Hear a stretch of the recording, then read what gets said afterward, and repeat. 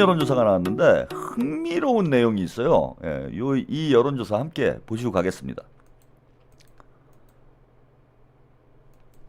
역대 전직 대통령의 공과 과를 물었던 여론조사에서 윤석열 대통령이 잘못한 일이 많다는 혹평을 가장 많이 받았습니다. 한국갤럽이 지난 25에서 27일 만 18세 이상 1000명을 대상으로 역대 대통령 11명에 대한 평가를 조사한 결과 윤 전 대통령이 잘못한 일이 많다는 응답이 77%로 역대 대통령 중 가장 높았습니다. 윤 전 대통령을 두고 잘한 일이 많다는 응답은 12%에 불과했습니다. 보수 텃밭이라고 불리는 대구 경북에서도 잘한 일이 많다는 응답은 17%에 그쳤고 부산, 울산, 경남은 8%로 한 자릿수에 머물렀습니다. 윤 전 대통령이 얻은 12%의 긍정 응답은 12.12 군사 쿠데타와 5.18 유혈 탄압으로 심판받은 전두환 씨가 얻은 16%보다도 낮습니다. 혹평 순위는 윤석열 77%, 전두환 68%에 이어 국정농단 사건으로 탄핵된 박근혜 전 대통령 65%, 역시 군사 쿠데타에 가담했던 노태우 전 대통령 50% 순으로 조사됐습니다. 반대로 잘한 일이 많다는 평가 1위는 노무현 전 대통령이 차지했습니다. 노 전 대통령은 68%가 잘한 일이 많다고 응답했고 박정희 전 대통령 62%, 김대중 전 대통령 60%, 김영삼 전 대통령 42%의 순서로 잘한 일이 많다는 응답률을 보였습니다. 역대 대통령 11명 가운데 잘한 일이 많다는 응답이 더 높았던 대통령은 이같이 노무현, 박정희, 김대중, 김영삼 4명뿐이었습니다. 비교적 최근에 임기를 마쳤던 이명박, 문재인 전 대통령의 경우는 긍정평가가 각각 35%, 33%로 나타났습니다. 2012년부터 이번까지 5차례 같은 주제로 조사를 진행한 한국갤럽은 10년 새 김영삼, 이명박 전 대통령에 대한 긍정론이 늘고 부정론이 줄었다며 모종의 재평가가 이뤄진 것으로 보인다고 분석했습니다. 갤럽 여론조사 결과를 보셨습니다. 이제 가장 잘못한 대통령 1위에 뭐 윤석열이 차지한 거는 뭐 이거는 뭐 특이할 일은 아니죠. 예, 어떻게 보면 뭐 당연한 거예요. 뭐 전두환보다도 앞서는 기록을 세웠다 이렇게 언론 보도가 나오긴 했는데 이건 뭐 특별한 건 아닌 것 같아요. 뭐 당연히 뭐 내란을 일으킨 놈을 뭐 잘했다고 얘기하는 사람들이 더 웃기는 거죠. 그래도 뭐 17%는 윤석열한테 아직 미련을 가지고 있는 이런 사람들이 한 17% 있는데, 야, 이 17%가 이제 국민의힘을 나락으로 보내는 숫자인 거예요. 이제 순정금자가 확인이 된 거죠. 순정금자라는 건 뭐냐면 아무 생각 없는 사람들이에요, 진짜. 그냥 개새끼를 공천을 해도 국민의힘을 찍는 이런 사람들이 이제 순정금자라고 봐야 돼요. 이게 이제 대한민국의 정신이 온전치 못한 사람이 17%가 있다라고 여러분 보시면 됩니다. 이 사람들은 뭐 답이 없어요. 그죠? 답이 없는 사람들이고, 뭐 설득도 안 되고, 그냥 이제, 시간이 흘러서, 이승을 떠나는 것 외에는, 해결책이 없는, 이런 분들이 한 17%가 된다. 요거를 이제 순정금자라고, 저는 좀 말씀드리고 싶은데, 이건 해결이 안 돼요. 근데 이 17%라는 숫자가 이제 왜 문제가 되냐면은, 국민의힘, 제가 이제 정금자 30% 얘기하잖아요. 예, 국민의힘을 무조건 지지하는 이런 유권자들. 우리가 국민의힘이 아무리 똥볼을 차도 지지율이 30% 밑으로 내려가기가 어렵습니다. 예, 그 어려운 거를 이제 장동혁이 요즘에 조금씩 하고 있어요. 여론조사에서 지금 30% 밑으로 내려가는 그런 여론조사도 종종 나옵니다. 그래서 그 어려운 일을 그 장동혁이 하고 있다라는 건 참 놀라운 일이긴 한데, 어쨌건 30%는 그냥 찍는 거예요. 아무 생각 없이. 그죠? 예, 그냥 이재명이 싫은 거고, 그냥 민주당이 싫은 거야. 뭐 이 사람들은 어쩔 수 없어요. 그냥 그런가 보다 하고 살면 돼, 우리가. 아니, 뭐 세상에 뭐 10명 중에 3명 정도는 미친놈도 있을 수 있는 거죠. 스톤라이언님, 순정금자들은 전봇대가 나가도 찍을걸요? 예, 개새끼가 나가도 찍고, 전봇대가 나가도 찍고, 뭐 그냥 찍는 거야, 이 사람들은. 그래서, 대한민국에 그래도 맨정신인 사람이, 10명 중에 7명은 된다는 게 다행스럽다라고 봅니다. 그래서 뭐 그 사람들 때문에 여러분들이 스트레스 받을 필요가 없어요. 뭐 지적으로 모자라가지고 판단력이 없는 거를. 아픈 사람들이, 제가 질병이라고 그랬잖아. 그거는 아픈 거예요. 아픈 사람을 비난하면 안 되잖아. 그래서 대한민국 30%는 정신적으로 아픈 상태에 있는 것이기 때문에 우리가 뭐 그걸 슬퍼할 이유도 없고, 그 사람들이 안 변한다고 그래서 화낼 필요도 없습니다. 예. 시간 지나면 다 해결돼요. 예, 가실 분들 가시고 그러면 이제 해결이 되는 거기 때문에 여러분들이 이제 크게 걱정을 안 해도 된다 이런 건데, 국민의힘 입장에서는 이게 큰 문제예요. 뭐가 큰 문제냐 하면은, 제가 30%가 정금자라고 그랬는데 그 중에 17%가 순정금자야. 예? 그러니까 윤어게인 하는 애들이 17%예요. 그 무슨 얘기냐면은 국민의힘이 이번에 뭐 당원 투표를 70%로 늘리고 여론조사를 30%만 적용하겠다. 정청래랑 똑같은 짓을 장동혁이 지금 하고 있는 거죠. 예, 그래서 본인한테 유리한 룰을 만들기 위해서 또 내부에서 갈등을 일으키고 있는데 어쨌건 간에 전체 유권자의 30%가 국민의힘 지지자면은 그 국민의힘 지지자 중에 절반 이상이죠. 17%니까. 그죠? 15%면 절반이 되는 거잖아요. 근데 17%가 윤어게인 하는 애들이야. 완전히 그 이성, 이건 뭐 어떻게 해결책이 없는, 이런 사람들이 17%가 되는 거예요. 국민의힘 지지자 중에 절반 이상인 거죠. 15%, 30%의 절반이면 15%잖아요. 근데 17%면 절반을 넘는 거잖아. 그래서 국민의힘은 이 사람들한테, 그게 뭐 당원 주권 민주주의다. 아무리 뭐 좋은 얘기를 갖다 붙여도 이 사람들이 끌고 나갈 수밖에 없어요. 이 17%가. 그러니까 아픈 사람 17%가 끌고 나가는 정당이 되는 거야. 국민의힘은. 그러니까 당대표도 아픈 놈이 자꾸 당대표가 되는 거예요. 뭐 내란 장수 이런 애들이 당대표가 되는 거야. 나경원 같은 애들이 주목을 받는 거예요. 지금 민주당도 그렇게 갈 위험성이 조금 있어서 우리가 걱정을 하고 있는 거죠. 1인 1표제로 갈 경우에 소수의 극성 지지층들이 청래당이 민주당을 장악하는 거 아니냐 이런 걱정을 하고 있는 거잖아. 근데 국민의힘은 17%의 모질이들이 모자란 사람들 정신적으로 문제가 있는 사람들이 당을 이끌어가는 구도가 돼버린 거예요. 이거를 70%로 늘리면 당원 투표를 70%로 늘리면은 계속 이상한 놈들이 당대표를 하는 그런 당이 구조가 돼요. 근데 이걸 깰 수가 없어. 왜? 당원들이 동의를 해야 깨는데 스톤라이언님, 계란장수 장도격이나 가짜 명팔이 정청래나 도낀 개낀 아니 그걸 당원 당규를 개정을 해야 그런 그 이상한 사람들이 당을 이끌어가는 상황을 바꿀 수가 있잖아요. 뭐 대의원제를 도입을 한다든지 그래서 멀쩡한 사람들이 좀 투표를 멀쩡한 사람들의 권한을 넓히는 방향으로 가야 되는데 지금 그냥 당원들의 오히려 투표 비중을 높이고 있는 상황이 되니까 이 정금자들의 영향력이 점점 더 커지는 겁니다.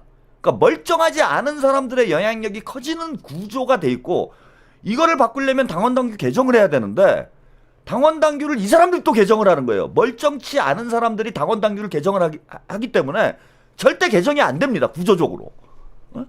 그러니까 망하게 돼 있는 거예요. 구조 자체가. 근데 민주당이 그 길을 가면 안 되지. 민주당도 뭐 여러 가지 고민을 좀 해봐야 되죠. 그래서 국민의힘이 살 길은 딱 하나밖에 없어요. 지금 상황에서 국민의힘이 살 길은 뭐냐 하면은 당을 해산시키는 수밖에 없어요. 그거 외에는 사실은 이 구조적인 문제를 해결할 방법이 없다.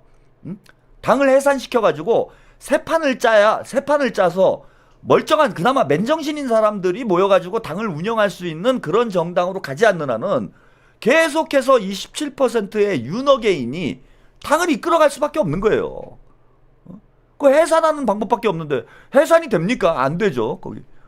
거기다 숟가락 얹은 놈들이 한두 놈이 아닌데 해산이 안 돼요 이거는. 그래서 끊임없이 나락으로 갈 수밖에 없다. 요걸 좀 주목해서 여러분들이 보시면 좋을 것 같고요. 그래서 윤석열이 뭐 1위 하는 거야 뭐 이건 당연한 건데 진짜 재밌는 건 뭐였냐면 문재인이 1등을 했어요. 예? 그러니까 부정평가가 긍정평가보다 높은 정치인들이 자 윤석열을 비롯해서 전두환, 박근혜, 노태우, 이명박인데 민주정부 대통령은 없어요. 문재인 외에는.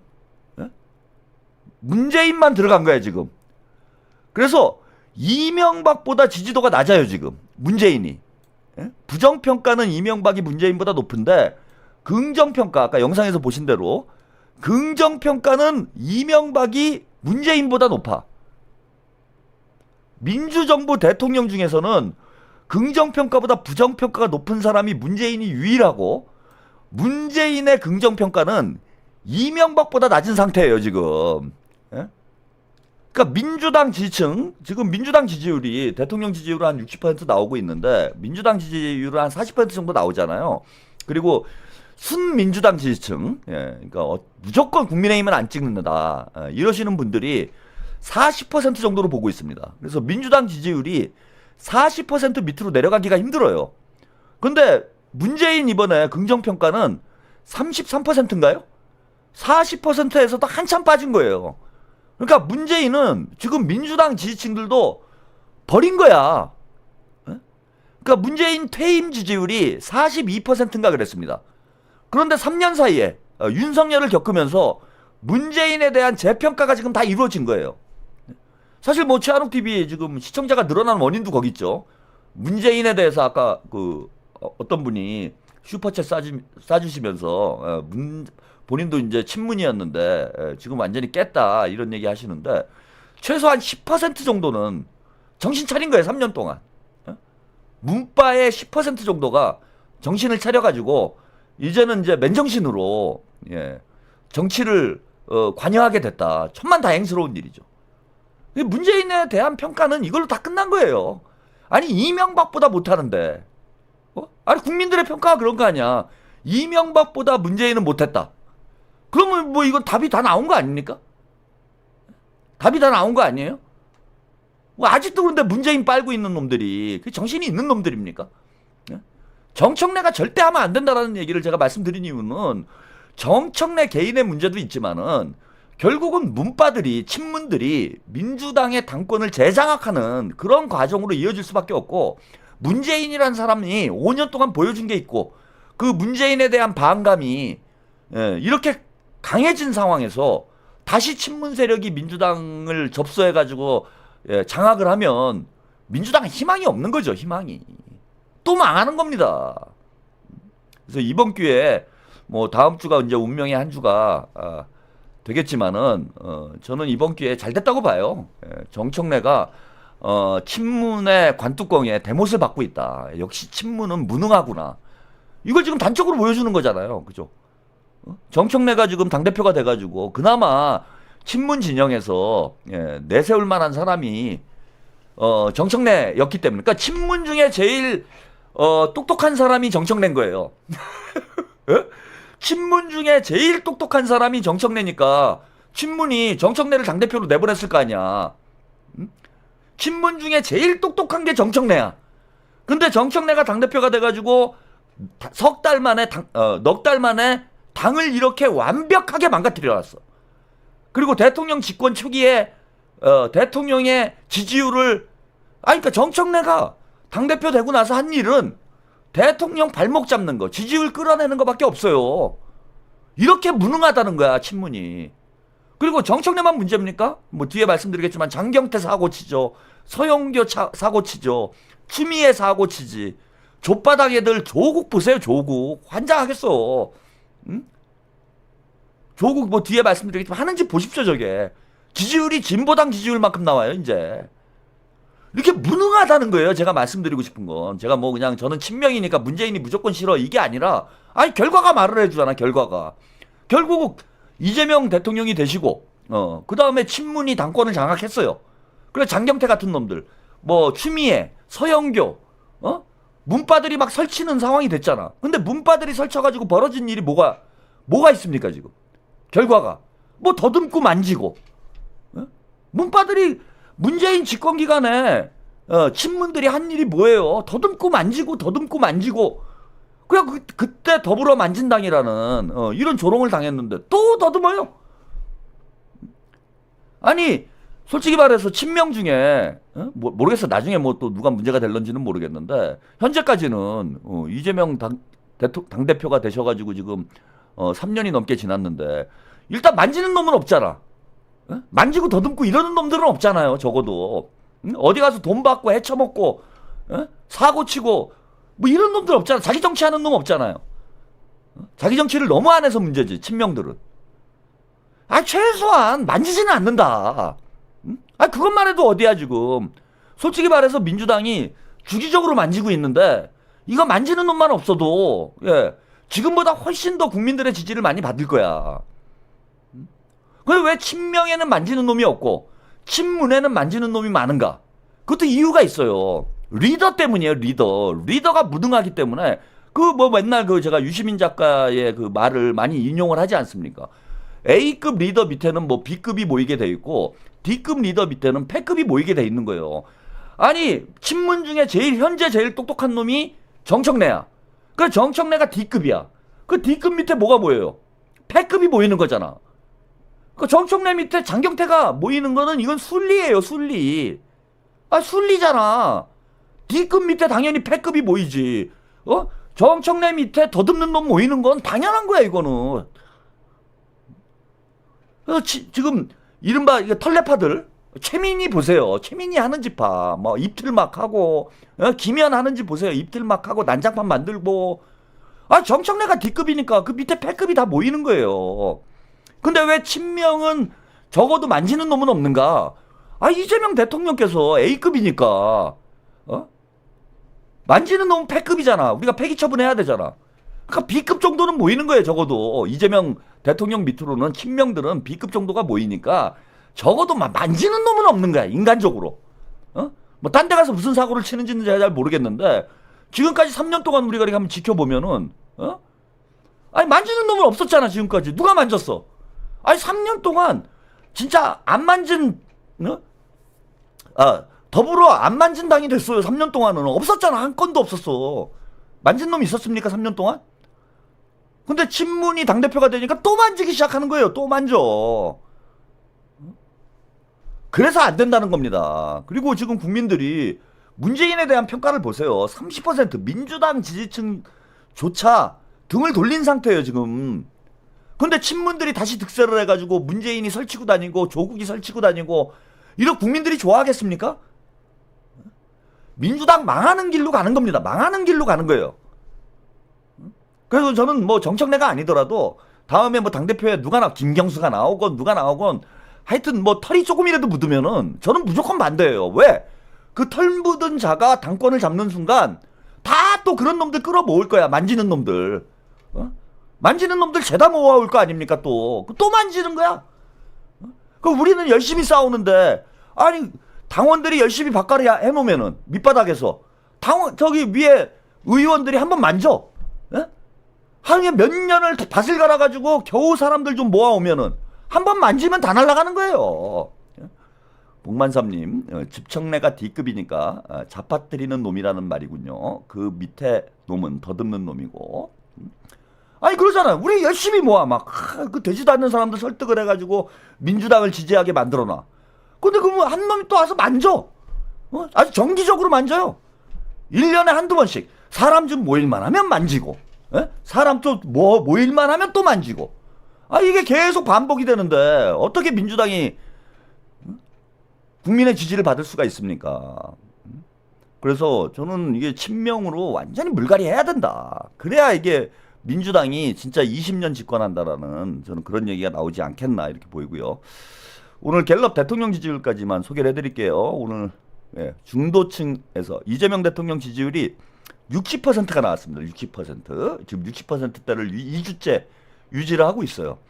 정청래가 그 난장판을 만들어 놓고 장경태는 더듬고 있는 이 판국에 그리고 대통령이 60%의 지지율을 유지를 하고 있다라는 건 뭐 어제도 이제 잠깐 말씀을 드리긴 했지만은 이제 유권자들이 민주당과 이재명 대통령을 갈라치기 하고 있는 상황이다.